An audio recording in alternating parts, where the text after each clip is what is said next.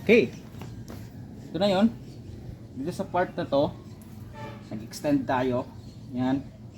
Kasi, kung hindi tayo mag-extend, medyo lowered lang.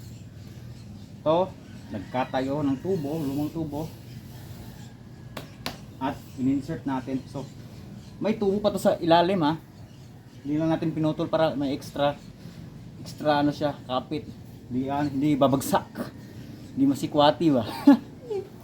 Then, ito rin. So, may tubo rin to dito sa ilalim.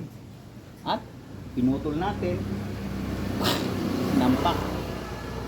Ito, galing to sa lumang bike. Luma to. Then, ito rin. Yan. Napulot lang natin to sa manhole. Hindi, joke lang.